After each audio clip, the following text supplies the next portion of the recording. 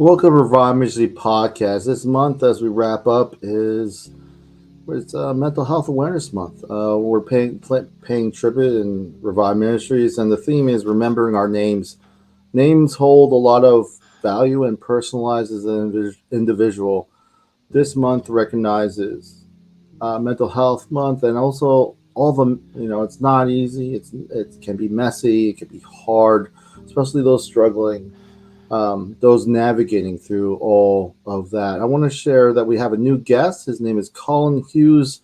Thank you so much for joining us, sharing your insight, sharing your story. Thank you so much for coming on. Well, thank you for having me. I appreciate it. I just want to share with those who are listening. If you're in the States, 988 is the suicide crisis lifeline. I do encourage you, whatever works, whatever. I don't like reinventing the wheel. Whatever support. The three hardest words to say is "I need help." So I do encourage you to find help. And one thing I think about Colin is some of the notable celebrities who passed away from completing suicide.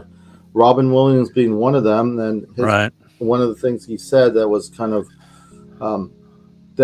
hit me hard was, I used to think the worst thing in life was to end up alone. It's not. The worst thing in life is to end up with people who make you feel alone. What comes to mind when you hear this quote? Oh,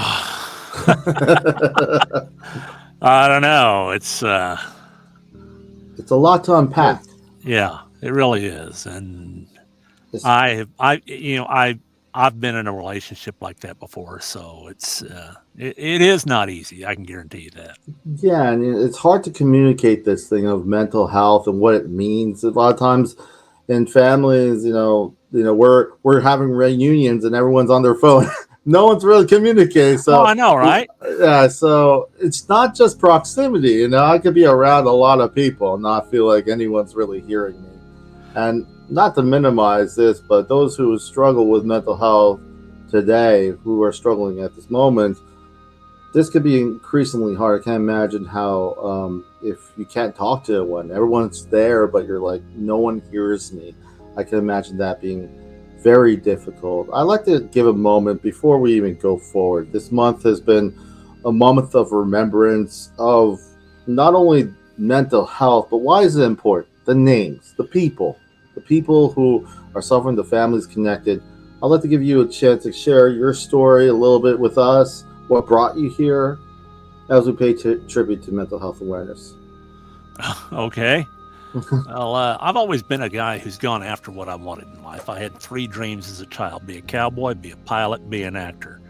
I rode bulls for several years and got to compete against some of the greatest legends in the sport of rodeo. If you've ever heard of Lane Frost, world's champion bull rider, the movie 8 Seconds about him. Lane was a friend of mine. Tuff Hedeman's a friend of mine. Cody Lambert is a friend of mine. All those characters, are real people that were in that movie. And, I've had the privilege of competing against them and other great legends. I'm a retired airline pilot. Now I'm on my 3rd dream of being an actor. I'm a voice actor now. And with plans to go into being in front of the camera at some time. Last year on June 10, I ran into something that I had no idea how to deal with, and I'm still trying to figure it out. Mm-hmm. My 15-year-old granddaughter ended her own life, and she was just this amazing, wonderful, loving young lady that she was the last person I would ever expect to do something like that. Yeah. But yes, she did. And I want to ask you, a lot of times, I just want to commend you for coming on. And I know it's not easy to share, but if you want to share any more, if you I want to ask you, what helped you? Like right here, you're here with me. Obviously, right. Most people wouldn't want to talk about this. What propels you to share this story with people? Well, I'll try to make a long story a little bit shorter. But after I stopped riding bulls, I started to announce rodeos, and I found out that I am very comfortable behind a microphone. Most people, you mention the term public speaking and they freeze. You put me behind a microphone with a state full of thousands of people. I'm like, we're going to have us some fun. But for the longest time, I always thought, I've been given this gift for something more than announcing rodeos, for something more than stand-up comedy, which I've done before. There's been a handful of times in my life that I knew that I came so close to death as a small child. I was caught in a whirlpool in this lake when I was swimming, and I could not kick out. And I was kicking, and then just when, I thought that, that was it. Somebody reached in and grabbed my arm, pulled me out of the water. And I went back to the picnic area where my parents were at, and I told them what happened. And mother says, "Oh, there's nothing like that in Lake Manawa." So I went to the picnic area next to us where that gentleman had gone off to try and find him. I says, I'm going to have him go tell my mom and dad that, yes, it did happen. And nobody at that picnic area knew who he was. I described him, and I couldn't find him. And then one time traveling to a rodeo, I was with the stock contractor who provides the stock for this rodeo I was going to. We pulled off on the side of a road out in the country to go to this convenience store across the street. And I'm standing in front of this tractor trailer. And I start to step out onto the road, and somebody just yelled out to me to get back. And when I turned to look at them, I took about a half step back, and then I could feel the wind coming off the car that went by me about 60, 70 miles an hour. And so those times that I came so close to death, and I've always wondered, what have I been saved for with this gift? That morning, when I found out about my granddaughter, her stepfather called me. Yeah. It was my daughter's caller ID, and so I just, "Hey, honey, how you doing?" And then I heard his voice, and I knew something was wrong, but I didn't think that there was anything that bad. Yeah. And when he told me, I was yelling and screaming and wailing and crying. I've never, ever had a reaction this strong, this emotional to anything. And I've lost my oldest daughter to cancer in 2015. And to lose a child is horrific, but when I found out about my granddaughter's death, it was far worse. But even amidst all that pain and screaming out, one of the first things that popped into my head is this is what I've been saved for. So, and I've been throughout the years, I've thought, I've tried to look at topics. Oh, I could make a public presentation out of this or this or this, and there was nothing really that I felt passionate about. And when that thought came into my head, I said, I still haven't found a talk that I'm passionate about, but it found me. And what were the steps you felt that brought you, obviously this understanding, you knew that you had the ability to speak. You were comfortable behind the mic. Right. And it to go from that experience, such a devastating news, to I want to share my story. Now, I'm just saying this not in jest, but at your generation, a lot of people won't want to be on the mic at your age to go and share this. I'm just being honest. A lot of people, last thing they would want to do is be, like you said, public speaking, but to share this. What message do you want to share? I'm going to give you a moment as we continue talking about this, but I really want to say I am inspired by just how you're going, where I can't imagine how much of a leap forward you had to go. This is obviously you were comfortable behind the mic, but this is very different, I would describe. It's difficult to talk about, yes, but it's something that has to be talked about, because mental illness is still such a taboo thing to talk about in so many ways, and it should not have that kind of stigma. It absolutely should not have. It's, sometimes I read something somewhere one time with somebody who had, depression or whatever, said, if he says, if anybody ever tells me to shake it off, I'm going to take a baseball bat to their knees and say, walk it off. Yeah. So I feel like that brings up an interesting point. How we view mental health is very different how we view medically. If I don't want to if I have a propensity of having diabetes, I'm not just going to be like, you know what, I'll deal with the diabetes when it comes. Yeah. We'll just deal with that later. It's okay. No, but mental health is like, you're either or. But I feel, it's not that way. A lot of times, like you said, it's taboo. It's a lot of stigma.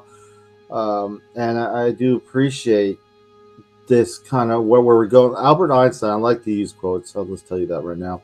He says that the world is a dangerous place, not because of those who are evil, because those who look and do on and do nothing. Yeah. It's we live in a society where there's so many, like with Robin Williams, there's a lot of people out there, and there's a lot of superficial conversations. They're like, how's the weather? How are you doing? One of the most common thing is, I'm so busy. How are you doing? Collins, you'll say, I'm busy. I'm like, oh, I'm busy. I'm very busy. All of us, I don't know how we do anything, how busy we are. But anyway, what are your thoughts when you hear this quote from Albert Einstein? Well,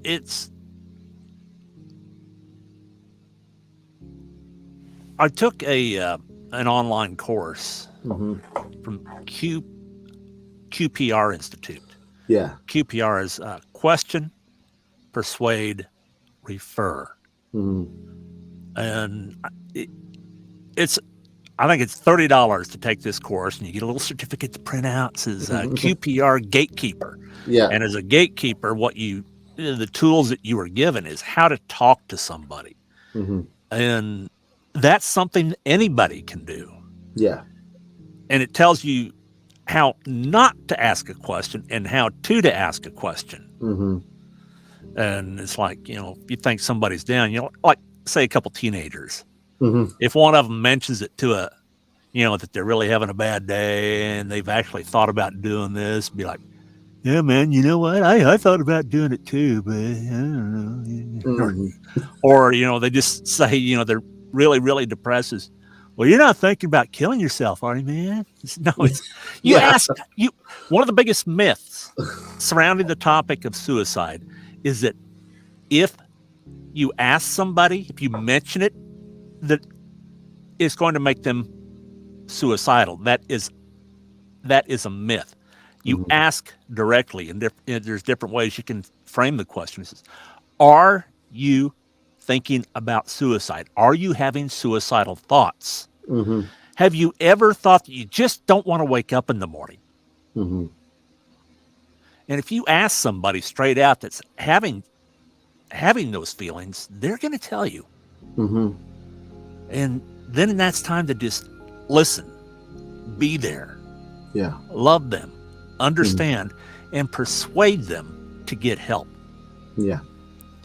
And then the best way after they says, that they'll get help, you don't stop there. You start calling people and take them to the appointment if need be. That's how you're there for somebody. Yeah, it's a follow up. Well, if let's say they get Baker acted, and then, aftercare. What happens when they get out of the hospital? You don't just like, oh yeah, they're better. Yeah. It's been like 4 days. No. You go and you say, hey, how's it going? And it's the follow up that really matters. And sometimes the hardest thing, like you go through this traumatic experience where you're feeling like ending your life. You go to the hospital and you get medication management, and some of it may be helpful. You come out, but with mental health, it's not just the medication. It's a lot of your family, your community, and also just the support. And I love how you mentioned just just how we talk to each other. Sometimes we're just so passive about it. We don't want to approach it like directly, but just at this point, I feel I think it's hard. I remember saying that, but like you said, because it's hard, it's that much more important. I'm paraphrasing, but at the same time, because it's hard, we need to do it. It's not, we don't just do things because they're easy. I think sometimes we want a quick fix, but when it comes to mental health, and that's why I made this theme, remembering our names, because if it's someone that you value, someone you care about, Right. doesn't matter how long it takes, so. Yeah, it's...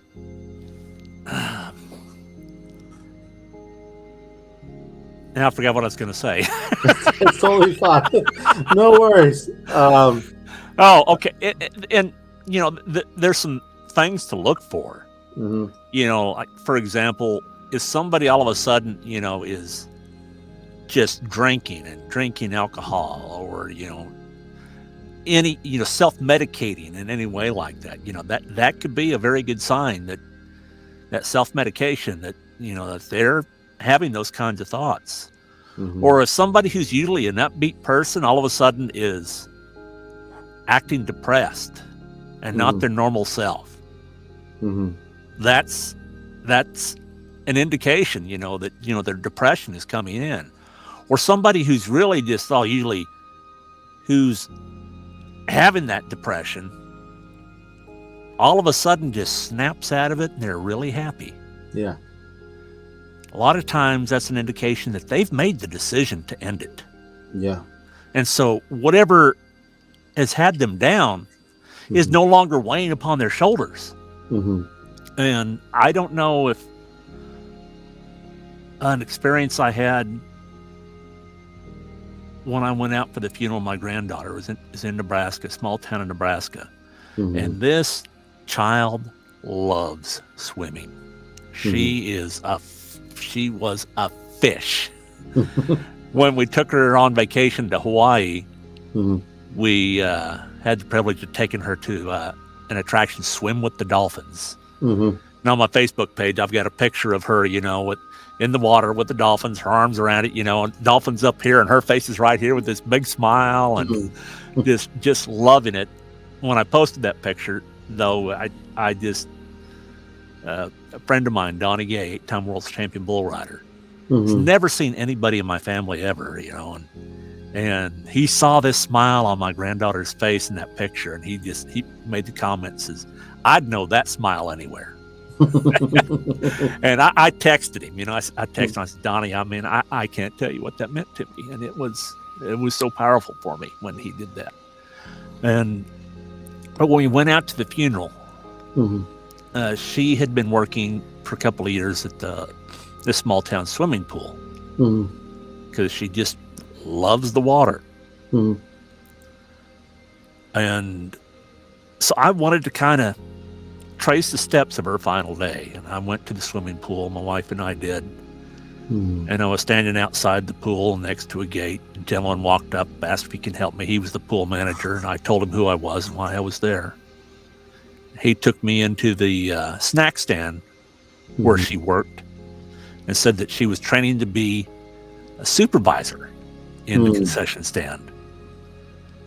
The day before, that was her last day there, and he said it was the best day she ever had. And it just makes me wonder, if that was her already had it planned out, and if that burden was lifted from her or what. But it's... Yeah. And I think when we think about, this delicate subject of suicide, we have to remember the individual and how they are. If the person's very outgoing, like you said, and they're stopped talking, even like I was, before you beat me to the punch when it comes to the calm, the extra calm before, when especially if there's a distressing news and that they're going through a lot, and all of a sudden they're at peace. Yeah. That's something that you have to be, or if they're giving you a lot of stuff that they loved. Okay, like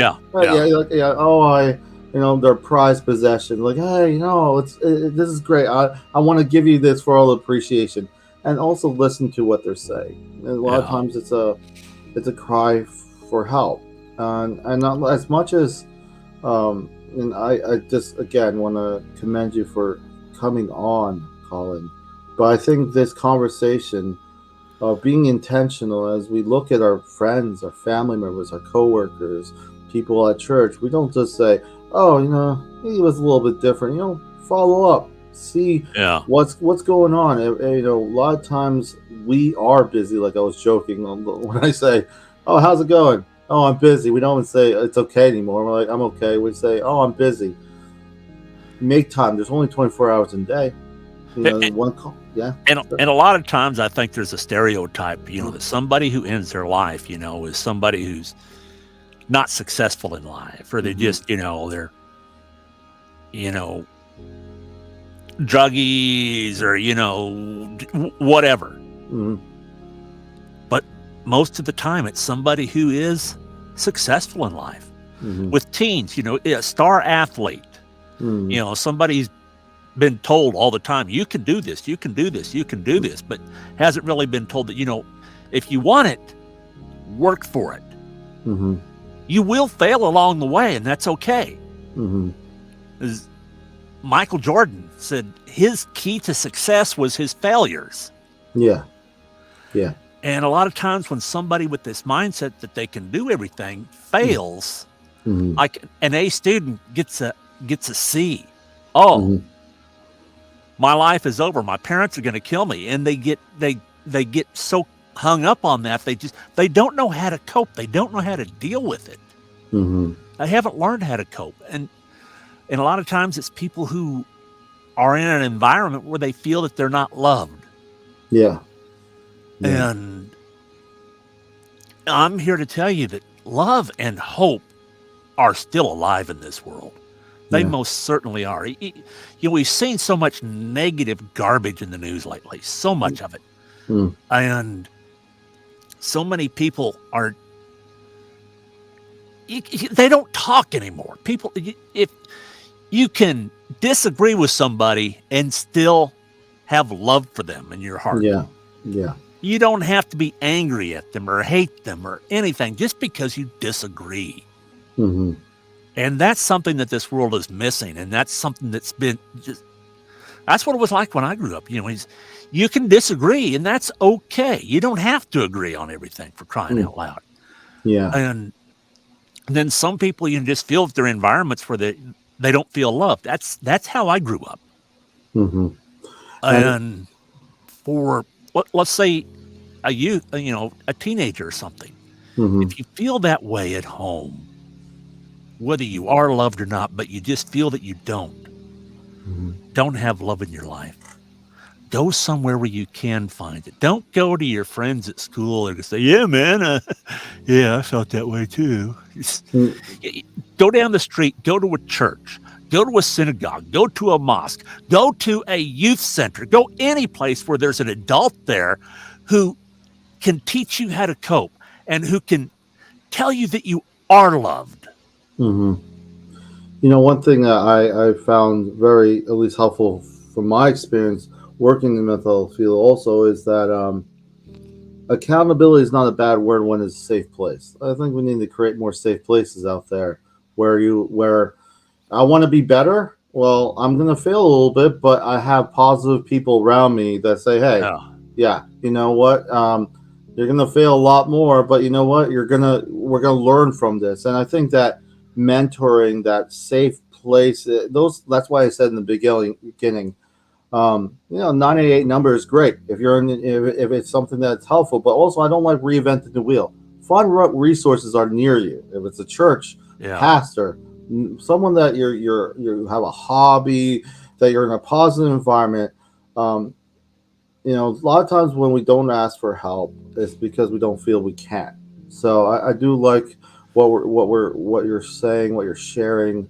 I know it's hard, but I do appreciate that even though it's hard, as this has been less than a year, right? Just about less than a year. The 10th of next month will be 1 year. So it's important enough for Colin to come here and share the importance that we have to be intentional We have to take care of each other. Don't get and when it comes to mental health, recognize the signs. Like you went through the QPR training. Um, Find what works. I want to ask you, Collins. I do appreciate all that you've been sharing so far, and I also just want to. How would you want? And I'm just kind of skipping forward, but how would you like Mental Health Awareness Month to be remembered this year, 2023?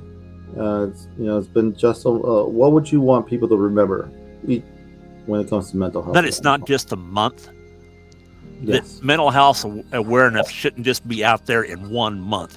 Every day, every day, you need to remember it. It's, I come from an industry, in airline industry, where talking about mental health is just not done. As in 2008, I grounded myself. I was flying charter out of Tulsa, Oklahoma, and I grounded myself to go on antidepressants. The FAA at this time did not allow any antidepressants at all. And my wife says, out of boredom, I put on a uniform shirt, put a bag over my head with holes for my eyes cut into it, and I made a YouTube video that says, I am the Prozac pilot.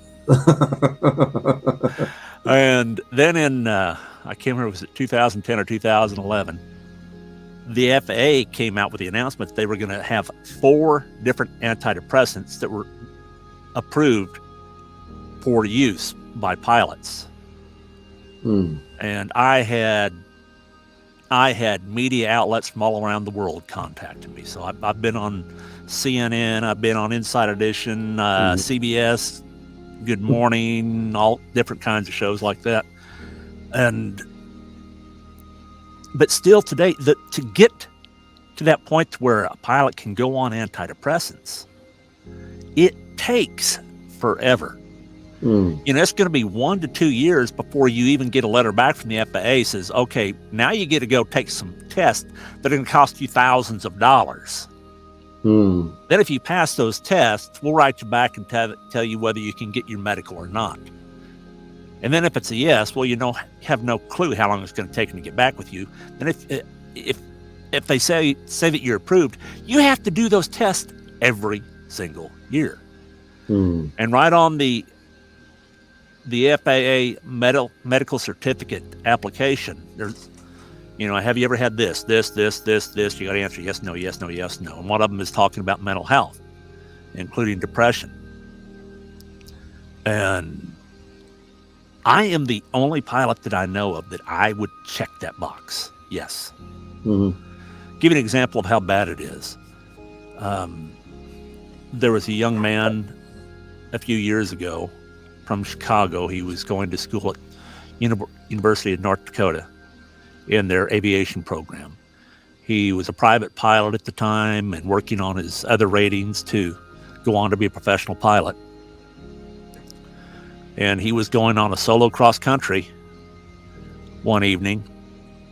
And before he left, he sent out a text message saying goodbye. And before his mother could even get a hold of him, he was already in the air. And he flew the airplane into the ground to end his life.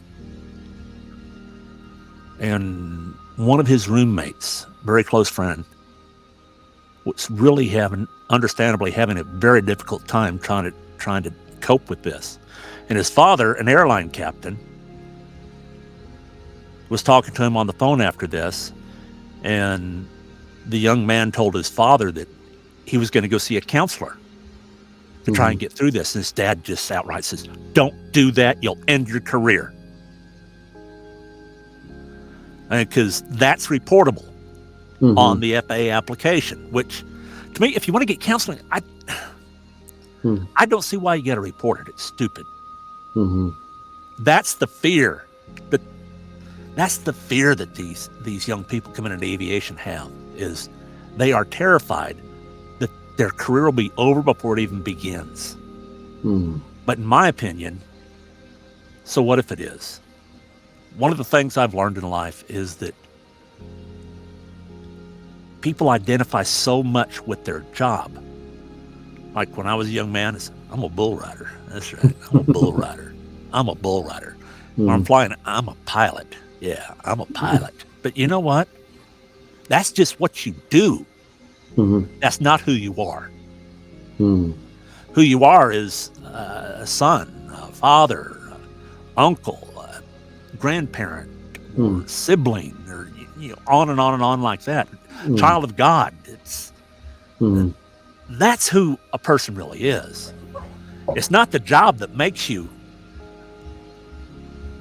what you truly are. It's what you are inside. And so if somebody needs to get counseling, if it even ends at, even with pilots anyway, if it makes them so they'll never fly again, that's a life or death situation. It is a life or death situation. And I will choose life every time, and a lot of people say, well, he's 66 years old. He ain't got much to live. If I die at 150 years of age and I know the Grim Reaper's coming for me, I am going to leave this life kicking and screaming because I don't want to go yet. I got a lot more to do, even at 150. I just love how you just, a lot of times we do identify from our jobs, whatever that is. Yep. And on the same suit, we sometimes, even in the mental health field, me working in it, even our diagnosis, we identify with that more than ourselves. So let's say a person has depression. You're not depression, you're Sarah. No, you're not depression, you're Brandon. Whatever it is. And that's why I feel a lot of times, especially in the mental health field, I find individualizing care. The person, you gotta understand their cultural context. You can't uproot them and say, okay, this is how it is. It doesn't work that way. And we know this. And I feel, a lot of times, I ask the question when it comes to even getting healthier. Why do you want to get healthier? It's an honest question. A lot of people are like, oh, I want to get healthier to look better. I'm like, okay, why?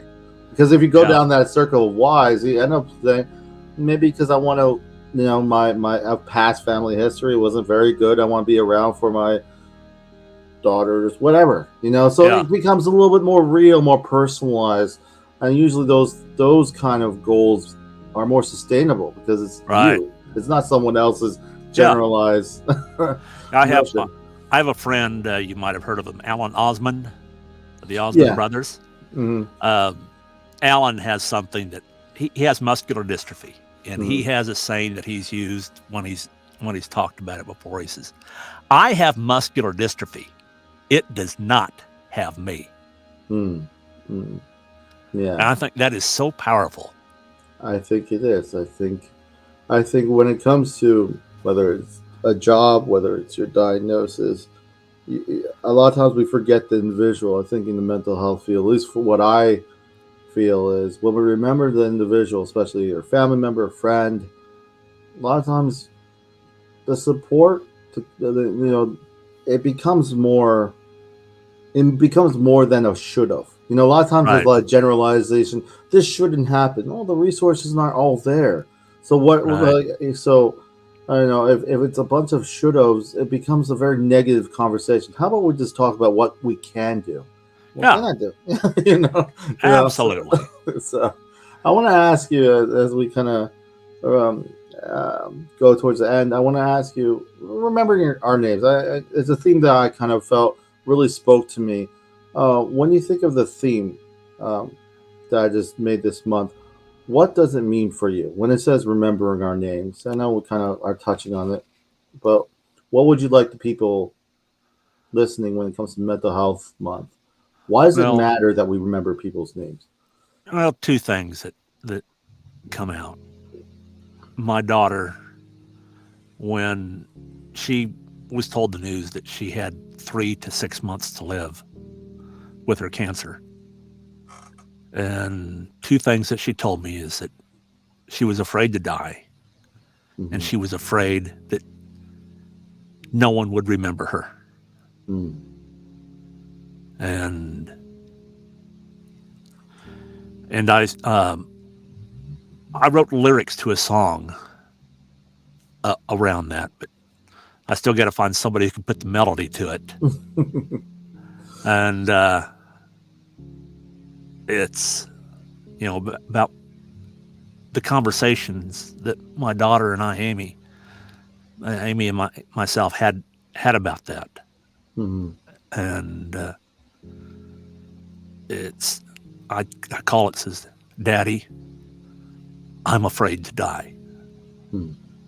I hope I can find somebody who can, put the melody to it, and find somebody who's passionate about something like that and record it. And now I've thought about trying to put lyrics to a song for my granddaughter, but that's been so much harder. Mm-hmm. And so when you say remembering our names, Amy, my daughter, Evangelina, my granddaughter, I will always remember them. They will always be in my heart. And what I do with this, I do so that other people won't find themselves in this situation. And hopefully, if I can touch anybody's life to stop them from doing this, I've also saved those who love them. Mm-hmm. And a type of pain that you could never even imagine. Yeah. I've got 2 websites that I developed that I don't know what I'm going to do with them yet. They're just some. It's stopsuicide.life and stopteensuicide.life.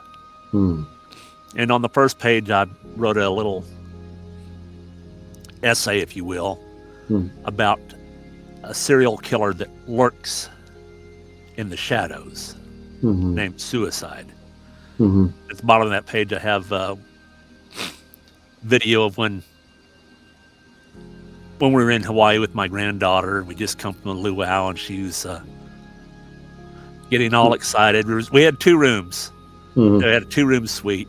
She had a fold-out bed in her room, and then we had our bed in the main bedroom. And every night after we got done with our activities, she would come running in and dive on the bed and just lay there with her feet sticking up behind her, and we just talked. That was the best thing to me, were those nights. But we came back from the luau one night. She put on her little hula dress and started hulaing, and that's what this video is. And that shows just what a happy, life-loving person she was. And on the next page is, within a few minutes of me finding out the news, I came in here into my sound booth, and I recorded myself with a pure, raw emotion, pleading for people telling them this is what you will leave behind if you do this. My wife cannot even listen to it. She says it's too raw for her, and she's a social worker.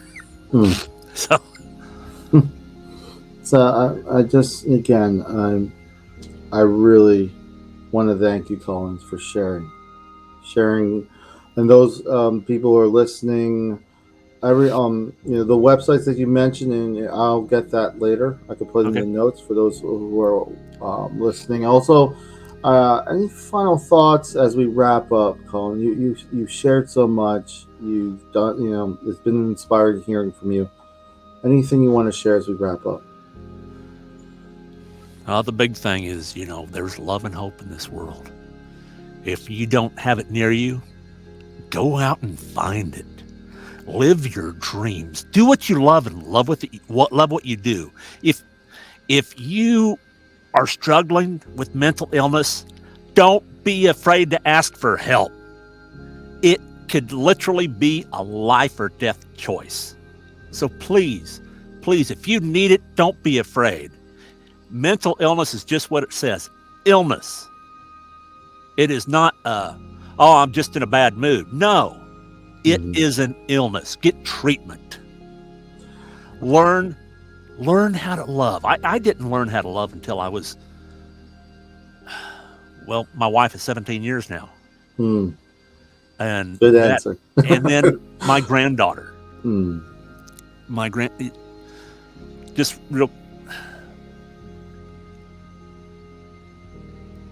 her mother and I were estranged for a while. I had spent some time with this beautiful little girl when she was up to like about 2.5 years old or so. And then her mother and I became estranged. And one night, or one morning, my wife asked me if my daughter ever called me, and we'd been off and on with the relationship. My wife asked me, says, if she contacts you, what are you going to do? And I said, honey, I can't go through that again. And my wife had pleaded with me to have it before it was cut. And I was getting ready to go to work. I was based in Houston, Texas, and I lived in Las Vegas. And I was saying my morning prayers before I took off to the airport and to go to work. And it's just like you're hearing my voice now. And it says, pray for your children. And I thought, you know what? They don't want anything to do with me. I don't have children. And it came, pray for your children. And it kept coming in, we back and forth. And finally says, okay, I'll do it. And then I didn't give it a second thought. I went to work, and day one of a 4-day trip, all I had was a flight later in the evening to Detroit, Michigan out of Houston.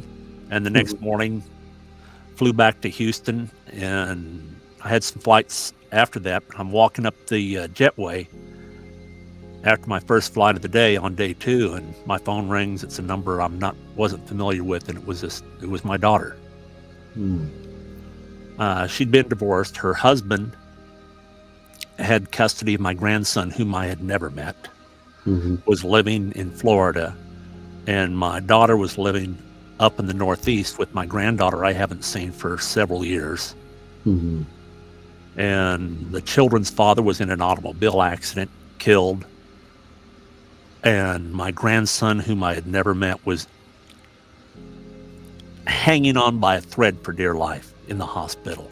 He was in a coma. His front was split wide open, internal organs exposed, several broken bones. And her sisters couldn't come out to be there with her to give her support. And her mother couldn't come out. And she was sitting in Florida, away from her home with my granddaughter there, looking out, being there waiting for my grandson to come back to life if he was going to. Didn't know if he was or not. And he's doing great, by the way, right now. So yeah, he's doing great.